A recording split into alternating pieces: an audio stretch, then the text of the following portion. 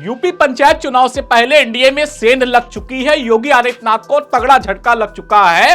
दोस्तों, अनुप्रिया पटेल के बाद निषाद पार्टी और सुभाषपा ने अकेले चुनाव लड़ने का ऐलान कर दिया है। नमस्कार, आप देख रहे हैं 24 अड्डा न्यूज। मैं हूं आपके साथ शुभम अवस्थी।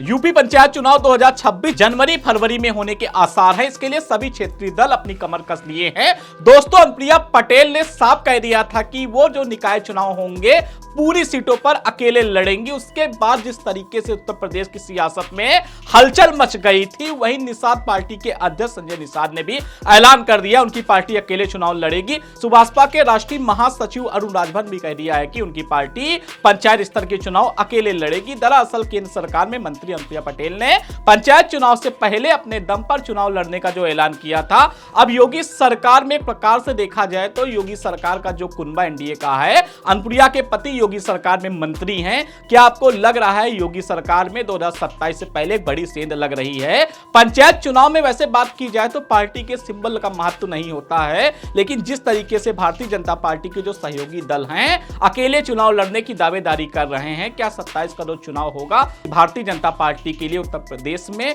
इस बार उतना अच्छा नहीं होने वाला है। जिस तरीके से भारतीय जनता पार्टी की सरकार 2 बार उत्तर प्रदेश में सहयोगियों के साथ मिलकर बन चुकी है।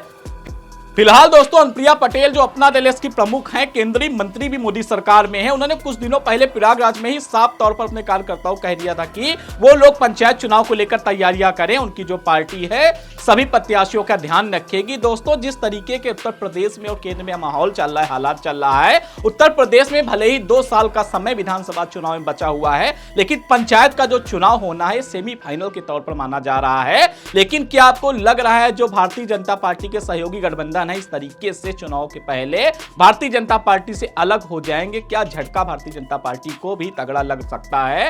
पार्टी के कार्यकर्ता जो भी हैं, उनका यही कहना है कि जो भी पार्टी के जमीनी स्तर के कार्यकर्ता है, पार्टी उन्हें ही चुनाव लड़ाएगी। संजय निषाद की बात की जाए तो संजय निषाद हमेशा से दावेदारी यही करते आए हैं कि निषाद पार्टी जो भी है उसकी जो भी मांगे हैं, जो भी उत्तर प्रदेश में निषाद पार्टी का वोट बैंक है, संजय निषाद उसको साधने का हमेशा प्रयास करते आए हैं। योगी आदित्यनाथ के कहने के बाद भी संजय निषाद हमेशा सरकार के जो भी खिलाफ भी हमेशा बातें करते आए हैं। काफी बयान उन्होंने ऐसे दिए जो मीडिया में हमेशा छाए रहे। संजय निषाद का नाम अगर देखा जाए तो मीडिया में हमेशा चर्चा में रहता है।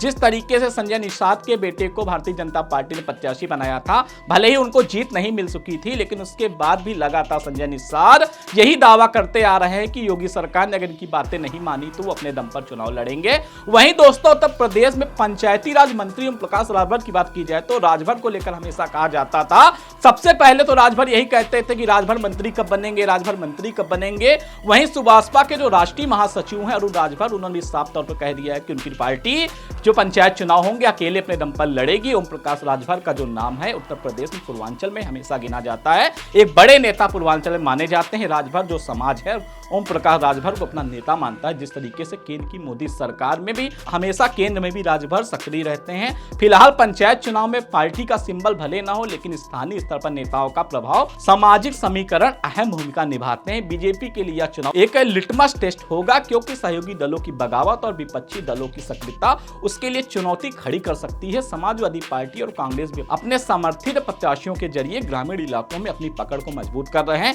जिस तरीके से अखिलेश यादव पीडीए का दावेदारी कर रहे हैं, पीडीए को मजबूत कर रहे हैं, वहीं बीएसपी से मायावती ने आकाश आनंद की पार्टी में वापसी करा दी है। फिलहाल दोस्तों, जिस तरीके से उत्तर प्रदेश में माहौल चल रहा है, नेतृत्व में दलित वोट बैंक को एकजुट करने के मायावती पूरा प्रयास कर रही। चंद्रशेखर आजाद भी जिस तरीके से सक्रिय हो गए हैं। 2026 का पंचायत चुनाव एक प्रकार से माना जाए तो सेमीफाइनल ही होगा। ग्रामीण नेतृत्व क्योंकि तय करता है कि 2027 का जो भी विधानसभा चुनाव होगा वो 26 का सेमीफाइनल इस वजह देखा जा रहा है, क्योंकि पंचायत के चुनाव के बाद ही क्लियर होता है कि 27 में क्या होने वाला है। फिलहाल योगी आदित्यनाथ क्या आगे फैसला लेंगे, क्या नई रणनीति बनाएंगे, जो सहयोगियों में इनके टूट है उस टूट से भारतीय जनता पार्टी को कितना नुकसान होगा, वहीं बहुजन समाजवादी पार्टी और समाजवादी पार्टी को और कांग्रेस को कितना फायदा बनेगा। फिलहाल दोस्तों, जिस तरीके के माहौल चल रहे हैं, एक विपक्ष की बढ़ती सक्रियता सियासी समीकरण को और जटिल बना रही है। सवाल यह है, क्या बीजेपी अपने सहयोगी दलों को मना पाएगी या फिर पंचायत चुनाव में मिली चुनौती 2027 में बड़ा उलटफेर करेगी? आपके क्या विचार है? कमेंट बॉक्स में हमें जरूर बताएं। देखते रहें 24 अड्डा न्यूज। नमस्कार।